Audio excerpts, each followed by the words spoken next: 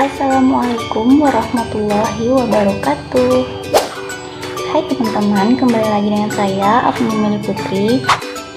Sebelumnya kan saya sudah memperkenalkan diri juga ya di video ini, jadi nggak perlu lagi dong untuk perkenalan diri lagi. Oke, di video kali ini saya diberi tugas oleh dosen tentang menjelaskan edukasi siklus menstruasi. Sebelumnya saya mengucapkan terima kasih kepada Ibu Dr. Putri Dewi Untari yang telah memberikan tugas ini kepada saya, sehingga saya juga dapat pelajaran dari video yang saya buat ini. Sekarang saya akan menjelaskan tentang siklus menstruasi yang terjadi pada wanita. Menstruasi itu disebut juga haid atau bisa jadi datang bulan. Itu biasanya orang-orang disebut datang bulan ya. Jadi kita nggak tahu nih prosesnya gimana. Inilah penjelasannya. Wanita akan mengalami pertumbuhan dan perkembangan. Ketika mencapai masa pubertas akan mengalami menstruasi. Uterus pada organ wanita akan kembang ketika hamil dengan menebalnya dinding rahim. Jika tidak terjadi kehamilan, maka dinding rahim akan menurun. Itulah yang disebut dengan menstruasi. Darah menstruasi ini akan mengalir ke vagina. Proses menstruasi ini biasanya terjadi selama sampai 8 hari. Setelah proses menstruasi selesai pada hari ke-10, sel telur akan terbentuk kembali di dalam ovarium. Sel telur ini sangatlah kecil dan pada hari ke-14 terjadi pada ovulasi, yaitu pelepasan sel telur menuju ke tuba Fallopi. Sel telur ini bergerak menuju uterus bersama dengan ovulasi dan dinding rahim juga mengalami penebalan. Jika pada hari ke-28 tidak terjadi pembuahan oleh sperma, maka dinding rahim akan melulur kembali bersama sel telur dan terjadilah menstruasi. Selanjutnya kita akan membahas fase menstruasi.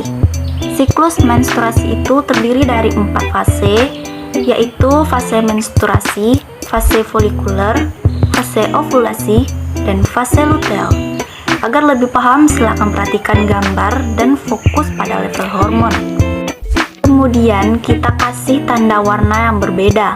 Hormon FSH berwarna hijau, hormon LH berwarna biru, hormon estrogen berwarna orange, dan hormon progesteron berwarna biru tua. Dan ini proses penebalan dinding rahim. Adapun penyelesaiannya sebagai berikut. Fase menstruasi. Fase ini dimulai ketika sel telur tidak dibuahi sehingga terjadi peluruhan atau menstruasi, sehingga keluarlah darah melalui vagina.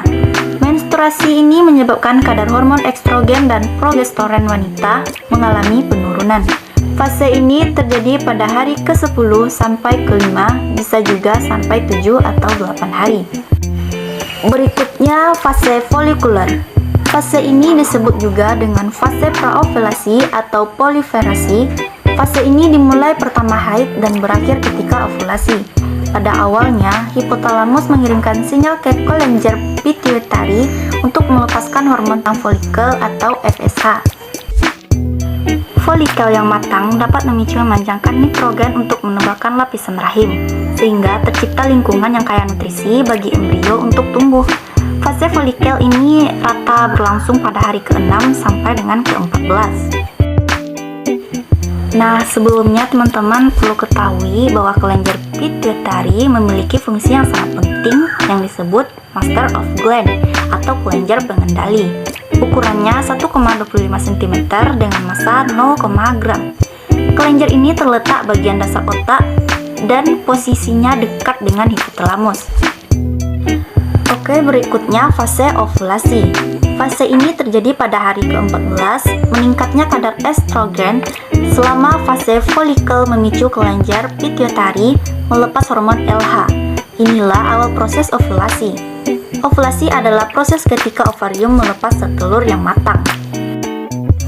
Selanjutnya fase luteal, disebut juga fase pasca ovulasi atau sekretory. Setelah folikel melepaskan sel telurnya, zat ini berubah menjadi korpus luteum. Korpus luteum dapat melepas hormon, terutama progesteron dan beberapa estrogen. Peningkatan hormon ini membuat lapisan rahim menebal dan siap untuk diterami sel telur yang telah dibuahi. Jika tidak terjadi pembuahan, maka terjadi penurunan kadar estrogen dan progesteron yang memicu menstruasi. Pada fase ini, wanita tidak hamil akan mengalami gejala sindrom premenstruasi atau PMS, seperti kembung, payudara nyeri dan bengkak, suasana hati berubah, sakit kepala, berat badan bertambah, dan susah tidur. Nah, teman-teman sudah pada tahu kan gimana sih terjadinya menstruasi itu pada tiap bulannya? Terima kasih teman-teman yang telah mengikuti video ini sampai selesai. Assalamualaikum warahmatullahi wabarakatuh.